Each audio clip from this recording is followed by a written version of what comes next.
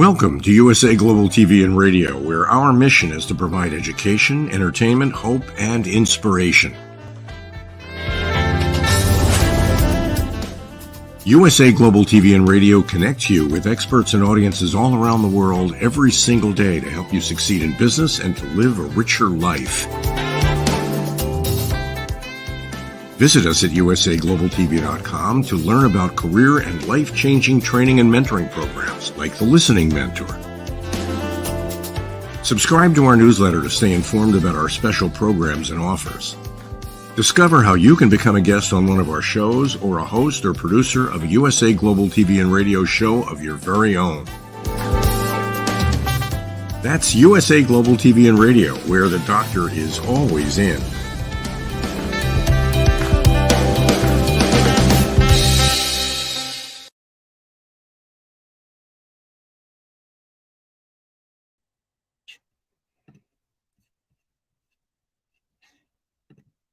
Good morning, good afternoon, good evening, and welcome home. Welcome back. Welcome to USA Global TV and Radio, where we provide world-class education, entertainment, hope, and inspiration.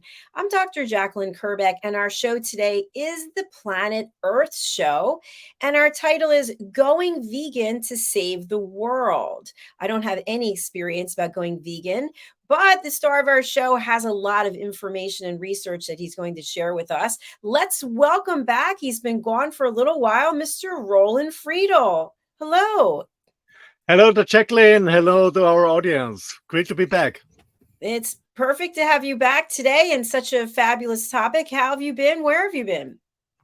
I'm still in Austria, heading soon south to Italy to spend the winter over there and work from there. So still in Austria, but I just changed I just changed the venue. So I'm more south now and fleeing a little bit from the cold because winter is slowly coming. Actually, autumn is here. We have some strange temperatures. Sometimes it's very cold, sometimes it's very warm, cold, warm, cold, warm. So I was fleeing a little bit south where the climate is a little bit more stable. Well, it's heating up here on this platform, and we're glad that you're back to be part of it. So thanks again, Roland. What are we talking about going vegan? What does that mean for people who don't have any knowledge or clue about what veganism is?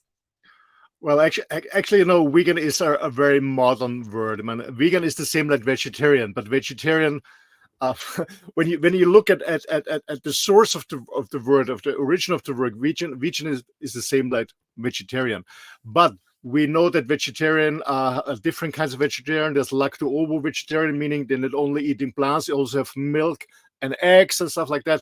So they found a new word which is more radical, because being vegan means only plant, nothing else, even no honey. Vegan means you wear shoes out of plastic, not of leather. You don't wear any as a clothes, no animal product at all, no leather, no fur, no wool, nothing. It's a more radical approach, and it's like a religion. It became a religion the last year. It's very, very driven by media and some people behind it. Yeah, that's vegan. No animal stuff at all. Not in your food, not in your clothes, nothing, just nothing. Very interesting, Roland. I'm wondering, as you know, we alternate this show with It's Your Healthy Lifestyle. Can you be healthy and live a veganistic life? To be honest, it's difficult. I was vegan for 9 months. I tried that for 1 month. I was vegetarian for 4.5 years, and then I became a vegan for 9 months. The reason for that is I don't want to talk about things where I don't have my own experience, because when you can read books, you can read, listen to newspapers, magazines, TVs, radio stations. I only want to make my own experience first. So I went vegan for 9 months. And to be honest, in the beginning, I felt good because I was detoxing, because I didn't eat any processed food and stuff like that. So at the beginning, it felt good. But after a while, I became more... I had just less power, my life force was going down. So after 9 months in being a vegan, I saw a friend of mine. She's retired right now, but she was a very famous doctor in Vienna. and she was vegetarian for 40 something years, and she did a lot of research on me in her surgery, and she did a lot of tests with me, and then she said, Roland, you know what? You have to eat meat. And I said, Eddie, are you kidding?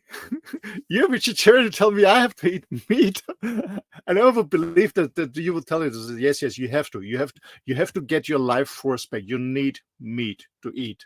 It's not healthy for you to be a vegan for such a long time. So I introduced meat back to my diet, and my life force came back. My testosterone went up again. My skin went better. My digestion system became better. It just became absolutely better. Yeah. Thanks, Roland. That's a lot of good information there. So when we think about the title of this show, Going Vegan to Save the World, wow, what does that mean to you? A nice headline. Well, this is the agenda that is driven since a few years in media. So more and more people become vegan because they believe that they can save the planet by becoming vegan. And to be honest, Dr. Jacalyn, on the first side, I thought maybe too, because we feed a lot of plants to grow animals, to breed animals, to get the meat. So the idea is, why don't we eat the plants directly, and we need less of them instead of eating the meat? That was the idea in the beginning. I thought, yeah, sounds good. It was the same like we had this discussion about electric vehicles or wind turbine. At the first sight, it sounds good, but when you go deep and do some research, not in mainstream media, but real research on this topic, you find out this is not working at all. Absolutely not at all. And we know that there's enough food on the planet. I don't know how many tons of meat every day are just thrown away. So we have enough meat for everyone. What I would distinguish is that, of course, meat in a mass production is not a good idea. We all notice the animals are suffering. This is not a good way. But when we look at saving the planet, meaning by the carbon footprint, it has absolutely no impact on that. There was a study coming out in the 1970s and published by the Club of Rome. I don't know if you heard about the Club of Rome. The Club of Rome was founded in 1971. Interesting, on the same time like the UN, on the same year like the World Health Organization. So many organizations with so-called experts have been founded in the same year, 1971, when you do the research, by the same people.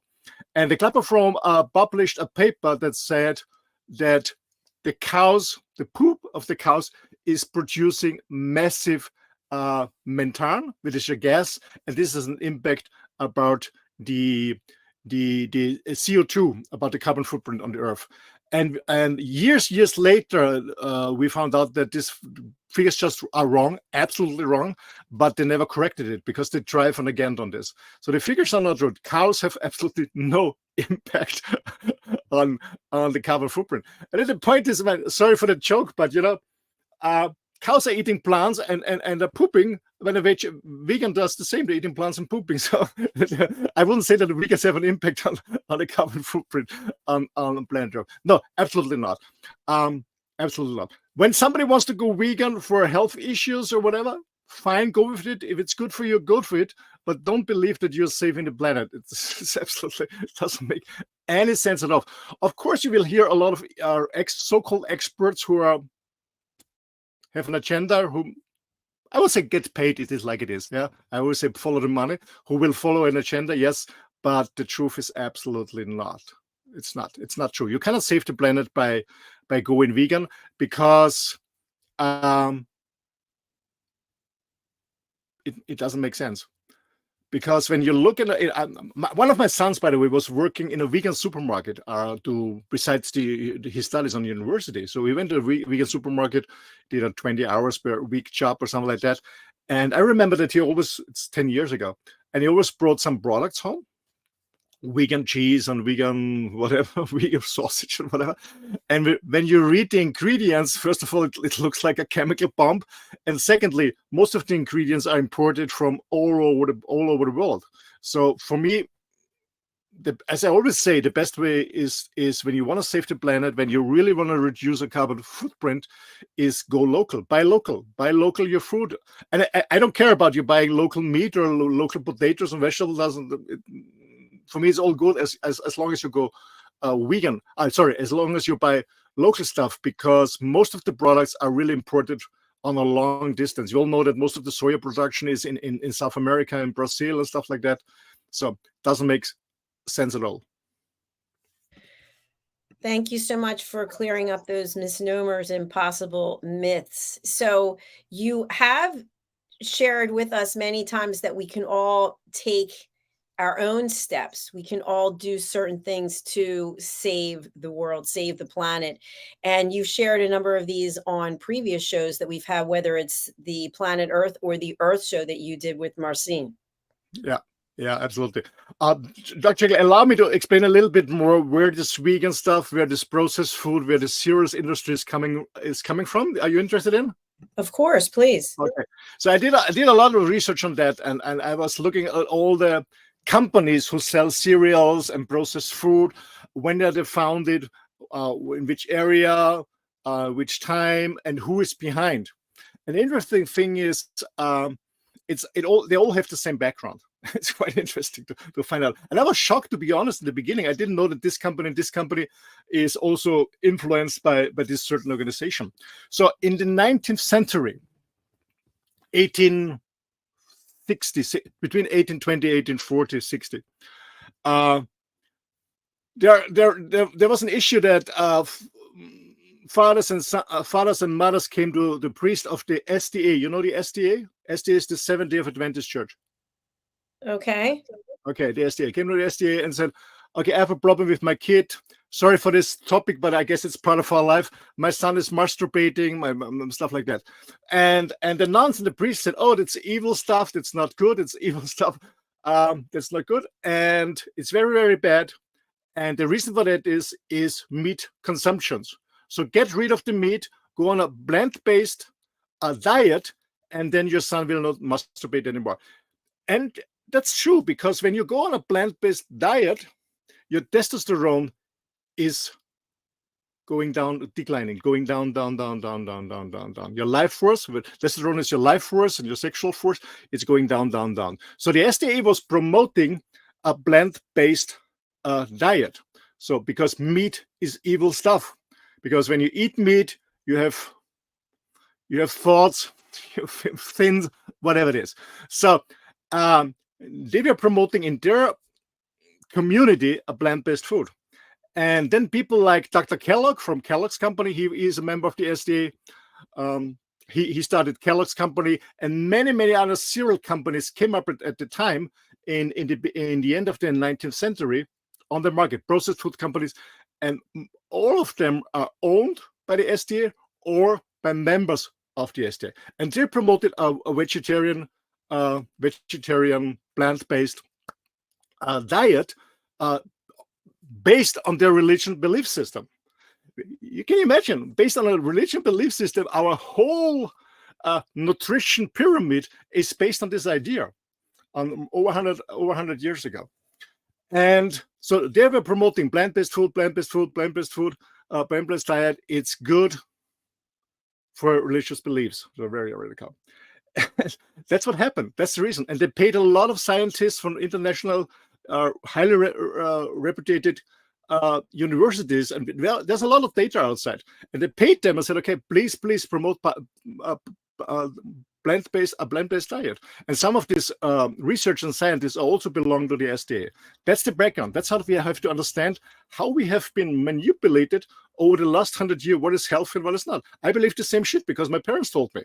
But after a while, I found out, okay, look behind the scene. Where is it coming from?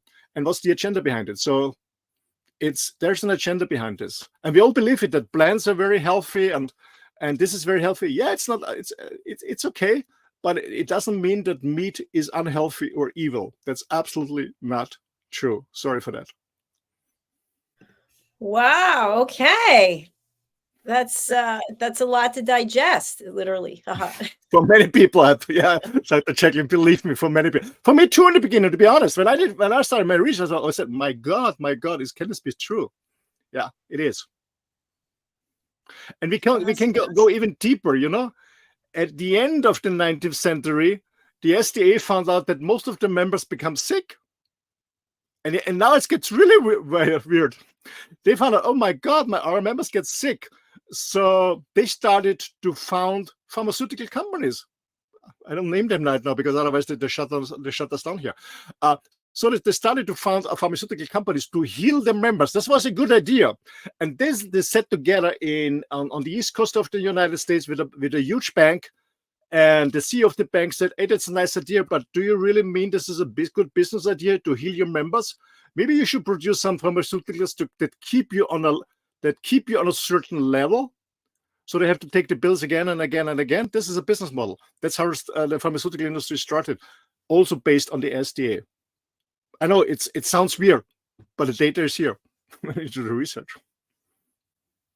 Well, research is important and you do a lot of it. So you, as you mentioned early on, you don't just come here and make statements, you do your work and then share what you've learned. Absolutely. Yeah. So when you ask me what can you do to save the planet, if you want to become a vegetarian, vegan, if it's good for you, go for it. But don't be. But it's not. It's not to save the planet. It's about your diet, your health, your lifestyle, whatever it is. But if you really want to save the planet, as I said in the beginning, and I did it with other shows, as you mentioned, Dr. Jacalyn, with Marcin on the previous shows last year. It's when I found out the best way to have a positive impact on the environment is look at your food, and meaning, again, not vegan or meat. It's about buying local. It doesn't make sense to transport, I don't know, mangoes in winter from Malaysia to Europe, for example, or grapes. What we get here in Europe, grapes in Europe we have in July and August, but you can buy grapes all over the year. So in winter it comes from South Africa, or it comes from Chile, from South America. So, and for me, this doesn't make sense at all. To really thousands and thousands of miles transporting food all over the globe, and you know, this is coming with large ships, with large container ships who use a lot of gasoline or whatever. And so, I mean, you can really make an impact on planet Earth, a positive impact, by choosing wisely food, meaning going local, and also supporting your local farmers and your local grocery shops and your local farmer markets. That's really the best way about thinking about anything else in the world. It's first of all, how do you choose your food wisely? And this you can do on a daily basis. It's easy. It's easy. So Roland, when we go to our grocery store, whether it's a big commercial or a small boutique, entrepreneur owned, do we walk in and see that the fruit's out of season, but yet we have it, and go up and say something like, "Why are you carrying this?" Or what'll happen eventually when people stop buying it? It'll just start rotting, and then maybe the owner will make a decision not to bring it in. I mind, like, as a consumer, we have a lot of power. If you don't buy it, nobody will going to sell it on the long term, of course. But I know it's not easy. You know, to change habits is not easy. Absolutely. When you used it, your kids, I don't know, want a banana or strawberries in winter or whatever. It's not easy. And the other thing is that most people say it's healthy. Yeah, it is. But there's other stuff too.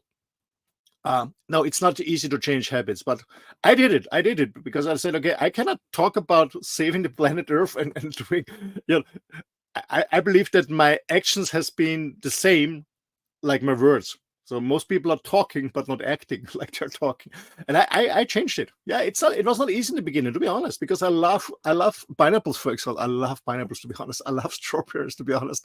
Of course, I would love them 12 months a year. Yeah, but in the region I live. Well, first of all, pineapples, there are no pineapples at all in Europe, first of all. And secondly, we have strawberries. Actually, in the south, in Italy, in Spain, we have them in March. But here in Austria and Germany, we have them in May or something like that for a month, 6 weeks, and then it's over. So it was a change for me. And to be honest, it wasn't easy for me. But now I'm used to it. I don't miss pineapples at all. And I really love them. I absolutely love them. I always had them for breakfast, pineapple. But yeah, and I love strawberries. Sorry, how can our audience find out which fruits and vegetables are in season when? You can Google it. Just Google the country where you're living in, and look what's growing in your area naturally, and then go for it. And what's not growing in your area, stay away from it. Or move to another, or move to another country. Now, by the way, of course, I'm eating tropical foods when I'm traveling in Asia because it's growing there, in Indonesia, Malaysia, wherever. I have them there, yeah, because it's natural there. But I don't have them anymore at home, to be honest. And the other thing is, they don't when you import them, they don't harvest them when they're really mature, when they're really juicy. So they harvest them green because they have to transport it and store it. And I also found out that it's not the same taste, so I stopped eating it. Roland, what about taking supplements in the place of these fruits and vegetables when they're out of season? It makes sense. Absolutely, it makes sense. I mean, I supplement since I started supplementing 29 years ago, a little bit more than 29 years ago, because as I said, I found out it doesn't make sense to import this all the way from everywhere. So I started supplementing. Because most of the fruits, the grapes, the berries, they have a lot of good ingredients. And as I said, especially here in Europe, we can harvest them the whole year, so it makes sense supplementing this. Well, people might say, yeah, but maybe the supplement is a pineapple that's not growing in Austria or in Switzerland or in Germany or in Canada or wherever, or in North Dakota. Yeah, that's true. Yeah. But in the supplement I'm taking, it's called Juice Plus, which is a powder. It's just juiced. It's different fruits, vegetables, and berries juiced. They make a juice out of it from the juicy fruits, and then they get the whole water out. So to store this product is a much smaller container than storing and shipping the whole fruit. So of course, yeah, it's imported too, yes, but it's a less quantity. And I'm using supplements from Juice Plus as well. I really look forward to it. They smell so fresh and just like they're right out of the ground. Yeah. They really they smell amazingly because it's really harvested products on the highest point when they're really mature and not green. Absolutely, yeah. So this is a way to supplement if you need this and want these ingredients of some tropical fruits, for example, who really have absolute benefits. Go for supplements. And I have the fruits when I'm traveling in this area. I really love them. When I go to Bali, to Indonesia, every morning I have these fruits. I love them, but I don't consume them anymore in Europe. I stopped it.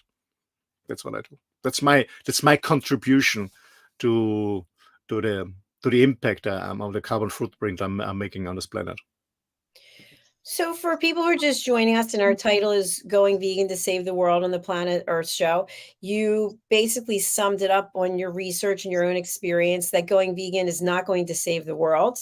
And when we're not doing this show on the alternate week, we're doing It's Your Healthy Lifestyle. So if you can just talk a little bit about planet Earth and It's Your Healthy Lifestyle. And I remember when I was in school and you would show two circles and then where they intersected.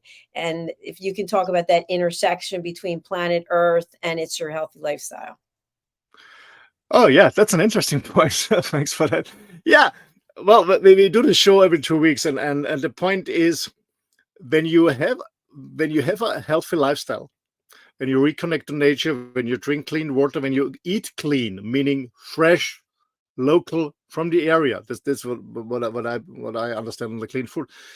Then you have a healthy body. You're really having a healthy lifestyle, and you also are saving. I wouldn't say saving the planet, but you have a positive impact on the planet. Saving the planet is quite a huge word, to be honest. Because Mother Earth doesn't need us. Actually, the planet got rid of the dinosaurs and other species larger than us. So planet Earth always is recovering, but we need planet Earth. We need it to survive. We need it to grow our food, to have a happy life here on the planet. So we need the planet more than the planet needs us. But again, the intersection or the combination is when you have a healthy lifestyle, meaning really eating clean from the area, you also have a large impact on Mother Nature. Absolutely. Yeah. That's the connection. Thank you so much, Roland. So you had mentioned a little bit earlier that when you were vegan or you were a vegetarian, you didn't have the same energy level that you had before. And what I find is interesting, as I mentioned, I've never gone vegan or vegetarian, but where I live in Florida, we're surrounded by a lot of herbivores or animals that eat a lot of plants and fruits and vegetables, and they seem to have a ton of energy. I know that the iguanas can run 11 miles an hour, is what I've read. So, what do you think the difference is between humans and animals, and why is it that we need the protein? That's an interesting point, because some vegans argument, a gorilla in Africa, he's eating plants, he has a lot of power, an elephant. Yes, but I'm not a gorilla or an elephant. Sorry for that guy. I'm a human being. My body's not designed for that diet. Because in the beginning, we have been meat eaters. That's the truth. We have been hunters. We have not been farmers. When you look back on mankind, it's thousands of years, just the last minute we started eating plants when we settled down and started agriculturing, and then we had to feed a lot more people, so we started trying out different grains and make them better and stuff like that. So it's just the last minutes when you see a 24-hour clock, and that's one thing. So it's not true that we had a plant-based nutrition in the beginning. It's absolutely not true. The point is, when you look at research and studies, and I was reading many studies. When you look at studies that say, first of all, if somebody wants to go vegan, hey, I'm fine with that. I'm not arguing on that, but don't believe that you're saving the planet. That's the only point I want to make out. Okay, if you go to vegan, vegetarian, whatever you want, it's up to you. Okay, it's up to you. But when you look at studies, I found out when you really look deeper into studies, reading the whole study, not just a summary that is, I don't know, published in a mystery media. When you really read the whole study, what is really what the research has really done. When you look at vegetarian or vegan diet, on the opposite, a typical how do they call it? An average American diet or something like that, they call it. Yes. Yeah. Of course, the vegan and the vegetarians is better because the only thing is because they don't eat any preservatives, artificial colorings, flavorings. When you just focus on fruits and vegetables and not on this artificial vegan sausages and cheese, whatever. Okay, that's true. Yeah, but the point is, when you compare a natural, clean vegan diet with a natural, trained carnivore diet, then you will see that the carnivore diet is better. That's the point. Yeah, that's the point. But when you look at the studies that is published, they always compare a vegan or vegetarian diet to an average American diet. And of course, the average American diet is not the healthy one. There's too much sugar and stuff like that. That's the point. But what is interesting is there's one study that has been done in, I'm sorry, I don't have the figures with me. I guess it's 1820s or something like that. There was a study done in Africa, and I guess this is the only study that what I would recommend to read, because what they did is they compared two tribes who have very similar genes because they're neighbor tribes. So interesting, they're neighbor tribes, and sometimes they mix. Okay, so this guy is marrying the lady from the other side, and vice versa. Okay, so two tribes living very close, similar genes. One tribe, the Maasai, only eat meat. They eat meat, blood, and milk. Till Did today. you say blood? Blood. They drink the blood of the animal. Meat, blood, and milk. Nothing else. And the other tribe, I forgot the name, it's a little more complicated. Neighbor tribe, they have a plant-based diet. And when you compare these two tribes, only plant-based, only meat-based. Meat and blood, and milk. You see that the Maasai are in average 6 inches taller. They have more muscles, a much better body, more life force, better health, and a much better teeth and gum. It's one of the best studies, because it's two different tribes, but almost same genes, because they mix each other. They're living very close. One is only meat-based, the other one is only plant-based. I don't say that the plant-based tribe is in a bad condition, but the meat-based one, they're taller, they have more muscles, better gum, better health. And the Maasai are very, very famous for good-looking gentlemen. And when you speak about meat or you speak about protein, can you be specific? Is it just about red meat? What they eat is game. Okay, it's cows and games. It's red meat. Yeah, that's another thing that the doctors tell you. Red meat is very bad for like cholesterol and stuff like that. This is a meat. That's absolutely not true. Absolutely not true. That's not true. I only eat red meat. The reason I eat red meat is I found out that lean meat is not good. It's better when it's more fatty, because we need the fat. Fat is an energy source. And it's the taste, of course. We need a lot of fat. It's another meat that the industry said fat is bad. And when you look, people eat fat reduced processed products, and they get fat and fat and fat. The reason for it is because there's a lot of sugar hidden in there. So fat is, you're not gaining weight. So my diet is a lot of fat, and I'm not gaining weight at all. So the reason, again, I don't eat lean meat like chicken or stuff like that, because it's too much protein and not, for me, not enough fat. I need more fat than protein to stay healthy, to have a good brain and a good energy. And really, I'm satisfied. I'm not hungry. When I only eat lean meat that has more protein than fat, I'm still hungry. But when I eat more fat, like red meat, then I'm more happy. I'm more satisfied. I'm not hungry. For example, before I'm leaving Austria, I'm heading down to Italy. Here's as I said before, I always buy local. Here's a local farm. We became friends the last 7 months here, and he has a special breed, Black Angus, organic. How you call it in English? Grass-fed beef, and he's slaughtering his cows, one of his cows, once a month on the property, on the field. So then there's no stress for the animal. It's not going to the slaughterhouse, so the beef is just perfect. And I ordered 30 ribeye steaks. So just ribeye, because the ribeye has more fat. I don't eat the fillet. It's too lean for me. It's too lean for me. So you can custom order your menu in advance from your friend. Yeah, for the next 30 days. Yeah, so I gotta have. So what I do when I'm leaving Austria, I start because I had some carbs here.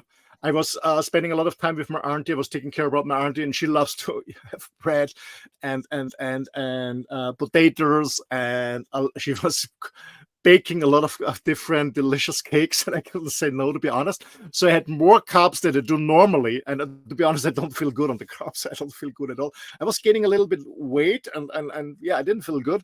So yeah, when I'm leaving Austria, I will go on a 10-day water fast, so just 10 days, just water to clean out everything, get rid of the bacteria that need the sugar. To be honest, I did it several times. It's a hard time. You get something that the keto guys call it the keto flu. You don't feel good.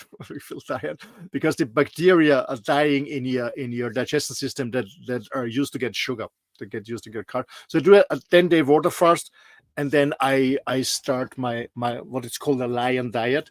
So having steak, salt, and water for 30 days, and that's why I ordered at my friend's farm 30 ribeye steaks for the first month. Yeah, that's what I'm doing. And it's more fatter than the lean one. So the lean one is not good. So for 10 days, you'll drink just water. You're not going to feel too well. And then you're just going to eat red meat. Yes. And get the power what is back. The ultimate goal? The ultimate goal is to get my power back. I feel that I don't have the same power than a few months ago when I came to Austria. I want to have my life force back. And how do you know this is the way to get it? Yeah, I did it in the past. So I know it was working for me. I talk about myself. It was working for me. Very good. It doesn't mean that I go on this diet for a long time. I just go for a month, maybe 2 months, and then I go back to ketos, meaning introducing, that I love berries and stuff like that. Some fruits and berries. That's what I'm going to introduce. Have again, and I will go back to coffee. The only thing I'm missing during this time is the coffee, to be honest. So there's no coffee for at least 40 days. Yes, no coffee at all. Okay, yeah. Well, we look forward to documenting this journey with you. Will you be sharing it with us? I was thinking about it. Yeah, I was thinking about it. Yeah. But again, ladies and gentlemen, I'm not against veganism or vegetarian. Don't misunderstand me, okay? Everybody has to try out what fits perfect for him or her, absolutely. But don't believe that you're saving the planet on vegan, okay? Don't believe this. That's the only thing, yeah? But if you want to go vegan, vegetarian, whatever diet you're following, up to you. Try the best, what is the best for you. I always mix it. As I said, I go for a lion diet, then I go to keto, then I do a little bit this, then I have a little bit more carbs, and I go back to this. I'm always switching a little bit. That's what I'm doing. But mostly, I'm to be honest, I'm on low carb. All right. Well, there you have it. It's fascinating. So, for everyone who's just joining us, going vegan to save the world is not happening, according to what Roland has shared today. And buying local makes a lot of sense. And then, of course, buying food that's in season as opposed to having it transported halfway around the world doesn't really make any sense. And then to No. get our energy back, Roland is going to try, and I guess not try because you've done it before, so you know that it works, a 10-day water fast followed by a 30-day red meat challenge, no caffeine for 40 days. Will you be exercising during this time period? Yes, but during the water fast, the first 3-4 days, I will do my workout too, yes, but I know after 3-4 days the energy is going down with the water fasting. So what I do is cardio. So walking fast my dog. That's what I'm doing. Yeah, walking fast my dog. That's what I'm doing. And when I go back on the lion diet with the meat, then I will do. My plan is for 30 days to do a heavy workout, 5 days a week. Yeah, get me to shred me. I want to shred me again. You know, it's really interesting. I'm a huge Tom Cruise fan, and I was watching one of his movies, and it just amazes me how fast the guy runs. Like it's amazing. So I was searching for his workout routine. And from what I read, who knows if it's the official workout routine or not, but this particular one, this was his trainer allegedly, but he lifts weights 5 days a week. And I think lifting weights is really important. Where does that fit into what it is that you're doing, Roland? Absolutely. Become 60 next year. The older we become, the more weightlifting is important. Absolutely. So because we are losing muscle mass, so we have to weightlift. Cardio is very nice too. For your heart, stuff like that. It's good. I love it too. But I love weightlifting. I'm not pumping up like crazy. I'm not going for bodybuilding competition, not at all.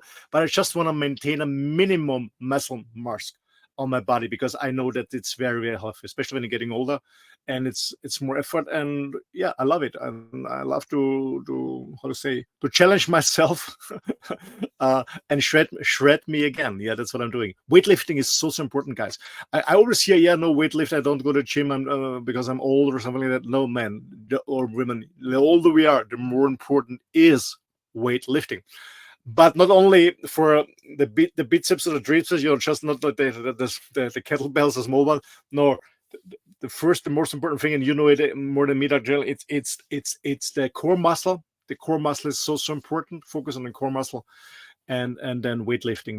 And you can go to the gym, or what I do is I work with my own body weight. I have some kettlebells with me, but I use different rubber bands, and I use a TRX. That's what I'm using to work out. Excellent. I love the TRX myself as well. Not a paid spokesperson, but there it is. So, Roland, we will literally be rolling into the next show right after this, which is the Mallorca Connection. Would you like to give any background about what to expect for this show? Yeah, I'm as I said, I'm heading this year. I'm heading to Italy. Last year I spent in Spain and Portugal over winter. This year I go to Italy. So I'm going to talk about how I prepare for the trip with my motorhome, what is needed, what I'm considering when you go over winter in a different area. What you have to consider to back and especially when you, like myself, when you travel with animals and stuff like that. So let's talk about this for people who are interested in maybe in a motorhome or just renting out a flat or a house and go south over winter, like you do in Florida. Exactly. And I'm very happy to be here in the sunshine, the Florida sunshine. So Absolutely. we are going to close out. Roland, we have your contact information, but for people who can't read it and they're wondering, how can Roland help me? What is some of the ways of the value that you can bring to our audience? Well, first of all, I'm a business consultant. So I've been working for more than 2.5 decades for international companies doing process optimization, Salesforce training, and leadership training. That's my background, where I'm coming from. I still do this. That's my background.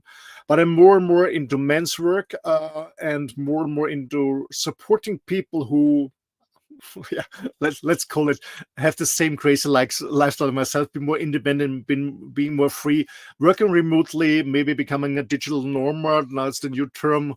Yeah, I've been living this lifestyle for many years. I've always been living in different places in the world and working from there, or traveling from there. So I have a lot of experience on them, become what I call it a wireless life.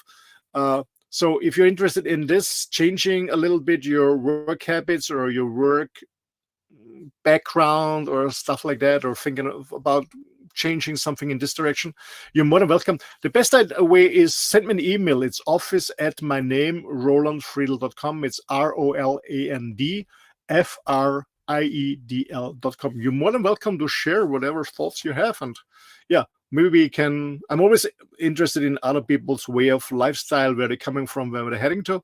So let's connect. It's all about connecting and networking and caring and sharing and supporting each other. Thanks. Fantastic. Thank you so much. Roland and I look forward to seeing you for our next show, which is coming up right after this, as we mentioned, the Mallorca Connection. So do go over to our YouTube channel, USA Global TV and Radio, and please subscribe. We have new programs. We actually just added 2 more. I think we're up to 43 now. It's crazy. Amazing.